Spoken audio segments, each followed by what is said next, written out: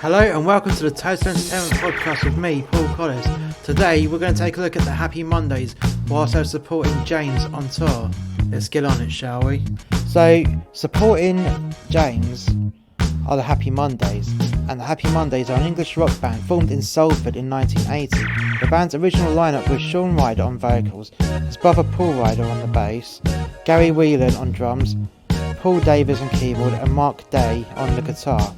Mark Bez Barry later joined the band on stage as a dancer percussionist, but Rowetta joined the band as a vocalist in 1990. The group's work bridged the Manchester independent rock music of the 1980s and the emerging UK rave scene, drawing influence from funk, house and psychedelia to pioneer the Manchester sound. They experienced their commercial peak with the release of Bummed in 1988, Manchester Rave On in 1989, and Pills and Thrills and Bellyaches in 1990, the last going platinum in the UK. They disbanded in 1993 and have reformed several times in subsequent decades.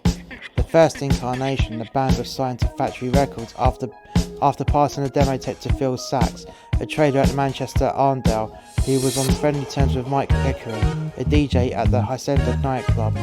Sachs became the band's manager. Their first release was the 45 EP, often called Delightful EP. After its first track, it was released on Factory Records in September 1985. Their first album, Squirrel and G-Man 24-Hour Party People, Plastic Face, Can't Smile, Whiteout, was released in 1987 and was produced by John Cale.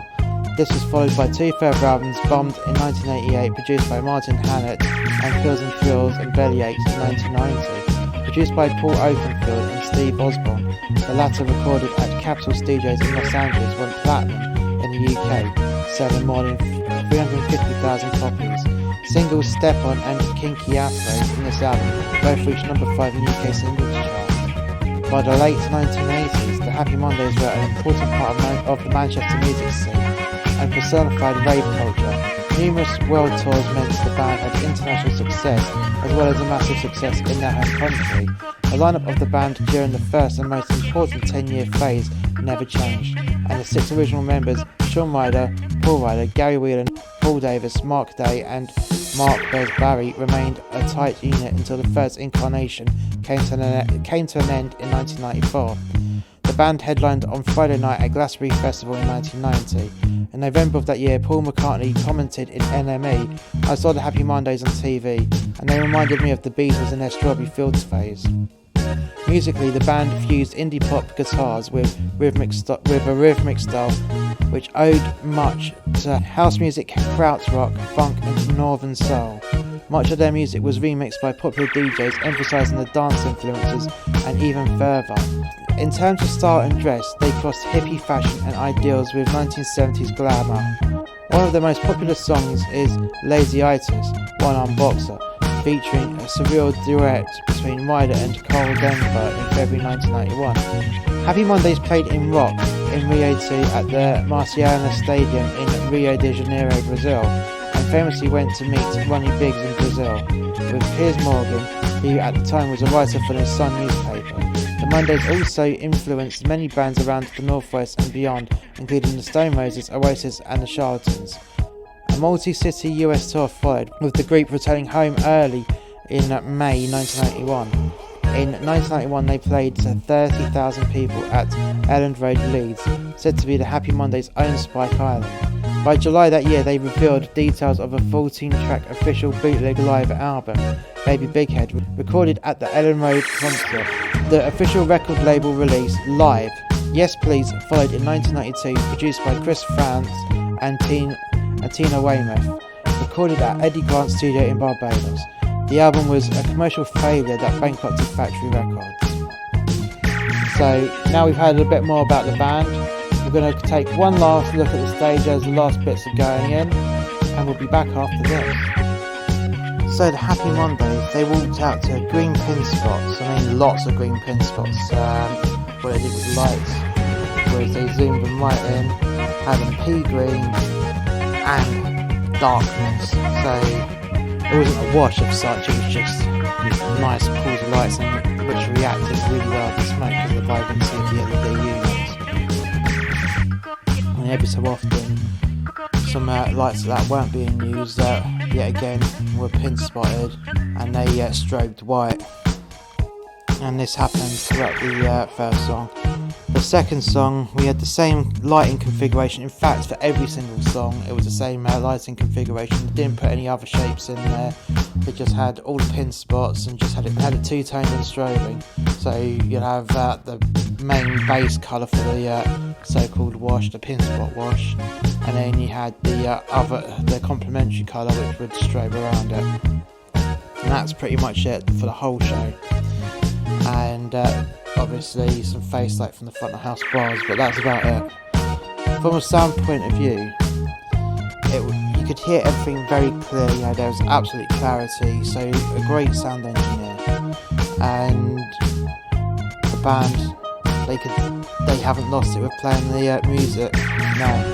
Although the vocals, I have to say, the lead singer and the lady as well, their vocals just sound tired. Maybe because it's a long tour, I'm not sure. Or maybe they've just vocally lost it. It just seemed that, I don't know, a real croaky and not energetic versions of each song. But what can you do? I mean, they are pretty old. If you think about it, they've been on the road since 1984. So that's a long time, a very long time to be performing all the time. But the lead singer, he was wearing a baseball cap and he just hid his eyes away, looking down a lot of the time, and he just sounded like he was singing on a bar stool in another man's pub. That's how it felt to me. Although, to be fair, and I'm being very fair, musically they were absolutely fine. I mean, absolutely fine. There's the music itself was absolutely flawless, but what I didn't get is the guy who dances around with the maracas. It's a bit old to be doing dad dancing, and it did look like dad dancing to me. Yeah. No instrument, really. I mean, you got the maracas, but you can't hear the maracas because they're not microphoned up, they're not mic'd up. And even if you was doing it loud, you wouldn't even be able to hear it on the front row just in front of the pit. So it's pretty pointless, I have to say. And he's just dancing around, and that's it. So okay, it doesn't. Okay, maybe it worked back in the day, but I think you're a bit old to be doing that. Maybe. Am I being ageist? Am I being out of order? Is this a bad review? No, it's a mixed review. I applaud them on the fact that they put in a lot of effort, but unfortunately vocally they did sound tired. And I'm not going to beat around the bush about it. It wouldn't be fair. It wouldn't be fair to anyone if I just beat around the bush and bent the truth, because at the end of the day, it is what it is. And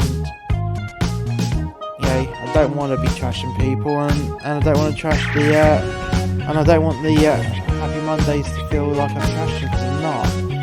As I said, it could be a long tour. They could have had an off day.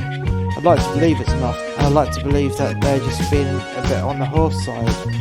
But that's about it. I'm not saying that they are sounding tired as a band. No, definitely not. Far from it. And vocally, they did sound tired, as in they needed a break, maybe 2 days off, maybe a week off, and then they sound absolutely fine again. But that's how it was, and it is what it is. Thank you for listening to our podcast. I hope you enjoyed it. And just for your listening pleasure, I'm going to give you the trailer to our extended episode of Gumshoe from Muscle X Media. The link for the Gumshoe podcast will be in the description below. Until next time, guys, bye for now. This December. News just in, the Crown Prince of the Natarian Empire has been violently assaulted and mugged whilst taking a walk through central London. No comment has been made as of yet, but we are expecting a press release very soon. What the fuck are you, mate? Well, what do you mean? What? There's nothing wrong with me. You're dressed like an absolute dork. I mean, you have a spotty pus-filled face with proper NHS style glasses. You wear a trench coat that's not even a real leather trench coat. I mean, that's fake leather. You look like an absolute cretin. And look at you, wearing your leather trousers and some thigh-high boots. The f***'s wrong with you? I mean, look at that piece of jewellery as well. I mean, that's the worst costume jewellery anyone can ever have, mate. Silence, fool. What? I said silence, fool. Give me all your money.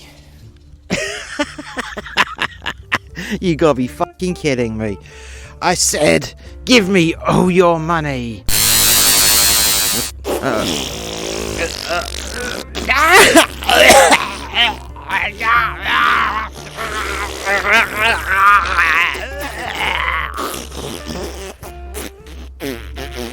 Oh, God. I told you to give me all the money. I told you. Now, look at you. You just fouled yourself by my hand. I am the Lord of your ring piece.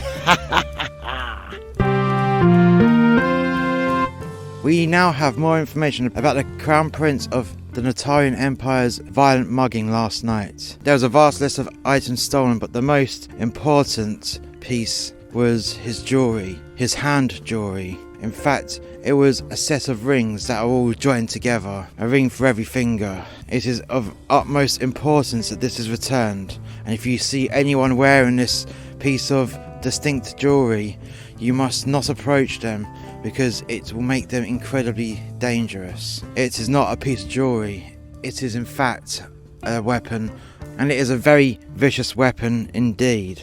We do implore you, if you see this weapon, do not approach the person, do not go near the person, just call the police, and someone will be dispatched to retrieve this weapon of mass devastation. This December, Percival Reginald Vert is on a mission to find the Lord of the Ring Piece. An extended episode of Gumshoe from Muster X Media.